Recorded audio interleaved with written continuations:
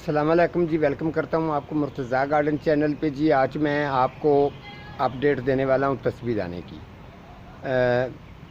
یہ کسی کا کمنٹ ہے، آپ جا کے میرے پروگرام پر چیک کر سکتے ہیں۔ ان کے کمنٹ ہے جی اپڈیٹ دیں تسبیح دانے کی، ٹھیک ہے جی۔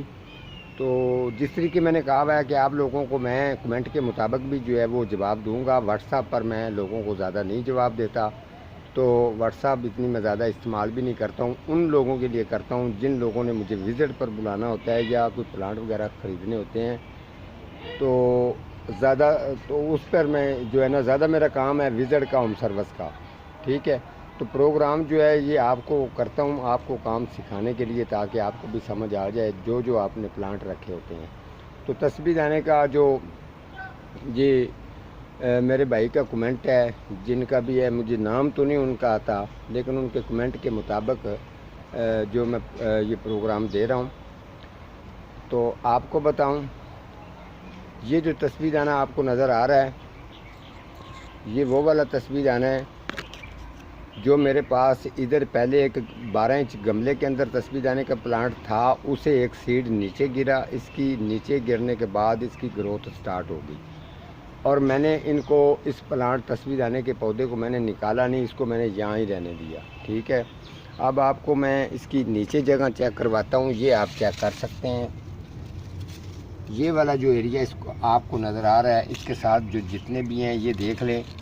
کچھ لوگ اس کو نکال دیتے ہیں، لیکن یہ 12 مہینے پرماننٹ چلنے والا پلانٹ ہے۔ آپ نے کبھی بھی اس کو نکالنے کی کوشش نہیں کرنی، اس کو ہمیشہ 12 مہینے ہی آپ نے رکھنا ہے۔ تو جس طریقے اس کو یہ دیکھ سکتے ہیں آپ، جس کو گچھیوں کی صورت میں اور بڑے بھرپور طریقے سے، بڑے زبردست قسم کے، ابھی میں نے کچھ اسے جو ہے نا وہ اتار بھی لیے ہیں۔ یہ اوریجنل بات ہے کہ یہ مکہ مدینہ کا پلانٹ ہے، ہر نرسری پر الاؤ بھی نہیں ہے، ہر نرسری پر آپ لوگوں کو یہ ملے گا بھی نہیں۔ میں ہر سال اس کو تیار کرتا ہوں، ہر سال جو ہے نا وہ لوگوں کو سیل کرتا ہوں، تو سیڈ سے بھی کرتا ہوں۔ اس کے علاوہ جو ہے اس کے نیچے بچے ہوتے ہیں وہ بھی نکال کے ان کو دوسرے پلانٹوں کے اندر ٹرانسفر کر کے اس نسبت بھی اس کو ٹرانسفر جو ہے نا وہ سیل کرتا ہوں۔ تو آپ کو بتاؤں، کچھ لوگ ہیں جن کو سیڈ اس کو گرو کرنے کا پتہ نہیں ہے، تو کچھ لوگ ہیں جن کو اس کا پتہ ہے۔ تو کچھ لوگ اس کے سیڈ کچے اتار کے سیلڈنگ کرتے ہیں، تو وہ پریشان ہوتے ہیں کہ ہمارے تو سیڈ گرو ہوئے ہی نہیں ہیں۔ لیکن اس بات کی ان کو سمجھ نہیں ہے کہ یہ سیڈ ریڈی کب ہوتا ہے، کس ٹائم پر اس کو جا کر اتارنا چاہیے۔ تو کچھ لوگوں نے اس کو جو یہ آپ کو وائٹ کلر سا جو نظر آ رہا ہے، یہ والا سیڈ، یہ سیڈ اس پوزیشن میں ہوتے ہیں تو وہ اتار لیتے ہیں۔ ادروائز اگر آپ کے پاس زیادہ ہیں تو اگر آپ اس کی تسبیحیں بنانے چاہتے ہیں تو تسبیحیں آپ اس کی بنا سکتے ہیں۔ 2 کلر میں بہترین قسم کی تسبیح بنتی ہے، ایک تو اس کا کلر یہ ہوگا، ایک کلر یہ ہوگا۔ اگر اگر آپ یہ والا سیڈ جو ہے یہ کچا ہے، یہ جو تسبیح دانے کو ساتھ دانہ لگا ہوا ہے یہ کچا ہے، یہ آپ توڑ کے اگر سیلڈنگ کرتے ہیں تو ظاہر بات ہے اس کی گروتھ نہیں ہوگی۔ یہ والا جو جب اس کی شکل اس طریقے کی ہو جائے تو سمجھ لینا کہ سیڈ ہمارا مکمل کمپلیٹ ہو چکا ہے۔ آپ نے اس کو اتار کے اس کو آپ لگا سکتے ہیں۔ جیسے کہ اس کے اندر ایک دھاگا سا ہوتا ہے، اگر آپ تسبیح بنانا چاہتے ہیں تو یہ جو دھاگا آپ کو نظر آ رہا ہے یہ والا آپ اگر نکال دیں گے اس جگہ سے تو یہ بن جائے گی تسبیح۔ اگر آپ نے سیلڈنگ کرنی ہے تو پھر اس کو نہیں نکالنا، اور آپ نے اس کی سیلڈنگ آپ نے اس کو الٹا نہیں لگانا، آپ نے بالکل اس کو اسی طریقے سے جس جگہ سے اس جگہ سے یہ والی ایریا جو ہے یہ نیچے ہونا چاہیے اور یہ اوپر ہونا چاہیے، اور 1 انچ مٹی کے اندر اس کو جانا چاہیے، تو پھر جا کے اس کی بہترین قسم کی سیلڈنگ ہو جائے گی اور آپ کا تسبیح دانہ کا پلانٹ جو ہے وہ ریڈی تیار ہو جائے گا۔ اب یہ جو پودا ہے یہ والا، اس کی کنڈیشن یہ ہے کہ ابھی یہ جو میں آپ کو دکھا رہا ہوں یہ تمام گچھوں کی صورت میں لگے ہوئے ہیں۔ ان کی ہائٹ 4 فٹ ہے، اور اس کے اندر سے 4 سلائس جو ہیں وہ اوپر کی طرف گئے ہیں، جن کی ہائٹ 8 سے 9 فٹ ہے۔ تو وہ بھی میں آپ کو چیک کروا دیتا ہوں، وہ بھی گچھیوں کی صورت میں یہ آپ چیک کر سکتے ہیں۔ نہ تو کسی چینل والے کے پاس اس طریقے گچھیوں کی صورت میں اور تسبیح دانہ فل بھرا ہوگا، نہ آپ نے دیکھا ہوگا کسی بھی چینل پر۔ تو میرا اس طریقے کا کام ہوتا ہے، جو چیزیں میں استعمال کرتا ہوں آپ کو پتہ ہے، لیکوڈ جو کھاد میں خود تیار کرتا ہوں وہی چیزیں میں ان میں استعمال کرتا ہوں، کیمیکل کھاد استعمال بالکل بھی نہیں کرتا۔ اور یہ بھی آپ چیک کر سکتے ہیں، تھوڑے دن کے بعد میں نے ان کو اور جو سیڈ ریڈی ہو جائیں گے وہ اتار لوں گا. تو کچھ میں تسبیح اگر کسی نے بنانی ہوگی تو اس کو تسبیح کی نسبت بھی دے دوں گا. تو یہ اوپر تک دیکھ سکتے ہیں اس کی 9 فٹ ہائٹ ہے اور بہترین قسم کی اس کی گروتھ ہے. ادروائز جب آپ اس کے سیڈ اتار لیتے ہیں تو پھر آپ کا کٹنگ کرنا اس کا لازمن ہوتا ہے. کٹنگ آپ نے کس جگہ سے رکھ کے کرنی ہے وہ بھی میں آپ لوگوں کے ساتھ شیئر کرتا ہوں. اس کے علاوہ میں وہ بھی شیئر کرتا ہوں جو میں نے پانی کے اندر گرو کیا تھا. وہ میں سبھی چیزیں جو ہے نا آپ لوگوں کے ساتھ شیئر کرتا ہوں.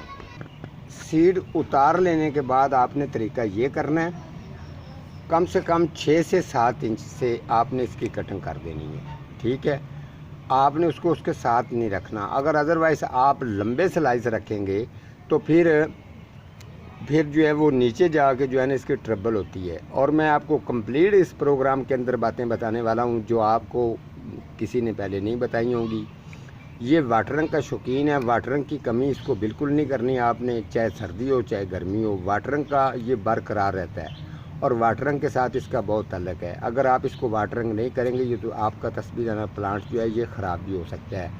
نمبر 3، آپ نے اس کو کم سے کم 12 سے لے کے 14-18 اس پوٹ کے اندر رکھنا ہے. چھوٹے پوٹ کے اندر بھی زیادہ اس کو نہیں رکھنا. وقتی طور پر جب سیلڈنگ کرتے ہیں، سیلڈنگ کرنے کے بعد اس کو ٹرانسفر کرتے ہیں 7 انچ گملے کے اندر اس کو ٹرانسفر کریں. جب اس کے اندر بھی یہ بڑھ جائے تو پھر اس کے اندر بھی آپ اس کو کٹنگ کر کے 12 انچ گملے کے اندر ہی دوبارہ یا 14 کے اندر ہی لے کے جا سکتے ہیں. جس طریقے میں نے جو کیا ہے وہ آپ لوگوں کے ساتھ شیئر کرتا جاتا ہوں. یہ پوٹ 12 انچ کا ہے. اس کی جو میں نے کٹنگ کے بارے میں آپ کو بتا دی اور دوسری چیزیں بھی میں آپ لوگوں کے ساتھ ضرور شیئر کرتا ہوں اور آپ پروگرام کمپلیٹ دیکھیں گے تو آپ کو مزہ آئے گا. 7 انچ گملہ ہے، اس کے اندر اس کی بھی میں نے کٹنگ کی ہوئی ہے. ٹھیک ہے، اس کی کٹنگ آپ اگر 7 انچ کے اندر ہے تو پھر آپ 3-3.5 انچ سے کٹنگ کرنی ہے. اس کے بعد یہ جتنے بھی ہیں آپ اس کے بچے بھی نکال کے علیحدہ کر سکتے ہیں. اس کے علاوہ اگر چاہیں تو یہ 12 انچ کے اندر اگر آپ یہ 14 کے اندر لگائیں گے تو بھرپور طریقے سے بہترین قسم کا کوالٹی دار یہ پلانٹ بن جائے گا. اب میں جو واٹرنگ کے اندر میں نے لگایا تھا اس کو بھی اب میں شیئر کرتا ہوں آپ کو. یہ والا جو آپ کو نظر آ رہا ہے جی یہ واٹرنگ والا ہے. اس کی نیچر کوالٹی سن لیں. جب میں نے اس کو کٹنگ سے گرو کیا تھا، کٹنگ سے گرو کرنے کے بعد یہ بہترین قسم کا چلا. میں نے یہ مکمل طور پر آپ کو پروگرام دکھا دیا تھا کہ میرا پروگرام اس پر فائنل ہو چکا ہے واٹرنگ کے اندر. لیکن اس کے اندر تھوڑی سی بات رہتی تھی کہ میں نے آپ کو چیک کروانا چاہتا تھا مکمل طور پر کیا اس کو بھی سیڈ لگتے ہیں یا نہیں، یا تسبیح دانہ لگتا ہے یا نہیں. لیکن یہ واٹرنگ کے اندر بھی آپ چیک کر سکتے ہیں اس کو. یہ آج میری ویڈیو مکمل ہو گئی ہے. اس کی آگے والی جو سٹیپ ہے پوزیشن وہ بھی آپ لوگوں کے ساتھ ضرور شیئر کروں گا. آج میں یہ سیڈ جو ہیں اس کے اتار لوں گا. اتارنے کے بعد آپ کو بتا دوں یہ واٹرنگ کے اندر ہی رہے گا اور آپ کو میں آپشن دیتا ہوں کہ اس کا اب طریقہ کیا کرنا ہے. ایک طریقہ آپ کو میں اس کی بھی اپڈیٹ شیئر کر دوں گا کیا اس میں گرو کیا ہے یا نہیں کیا. ساری چیزیں نوٹ کر لیں. اور اس کی بھی آج میں کٹنگ کرنے والا ہوں، وہ بھی یہاں سے یہ لیں گی. یہ میں نے اس کی بھی کٹنگ کر دی ہے. اب اس کی بھی دیکھیں گے رزلٹ کیا ہوتا ہے. اس کے علاوہ چھوٹی سی بات رہ گئی ہے آپ یاد رکھیں، وہ بھی آپ لوگوں کے ساتھ شیئر کرتا ہوں. اگر آپ اس کے زیادہ ٹائم اس کو رکھنا چاہتے ہیں، سیڈ ابھی کچھ کچے ہیں اور پلانٹ آپ کا خراب ہونے کی کوشش کر رہا ہے یا کمزور ہو رہا ہے، تو پھر اگر آپ اس کو زیادہ ٹائم رکھنا چاہتے ہیں تو طریقہ کیا کرنا ہے. یہ چیز آپ کے لیے اتارنی ضروری ہے. یہ اس کے ساتھ ساتھ آپ نے اتار دینی ہے. اگر آپ یہ چیز نہیں اتاریں گے تو یہ جتنا بھی ہے یہ کمزور ہو جائے گا. اس کی طاقت جو ہے وہ ساری اس کے اندر جاتی جائے گی اور آپ کا پودا تسبیح دانے کا خراب بھی ہو سکتا ہے. ٹھیک ہے جی، آج کا میرا اتنا ہی پروگرام ہے. تو ملتا ہوں کسی اگلے پروگرام کے ساتھ. تب تک اللہ نگہبان.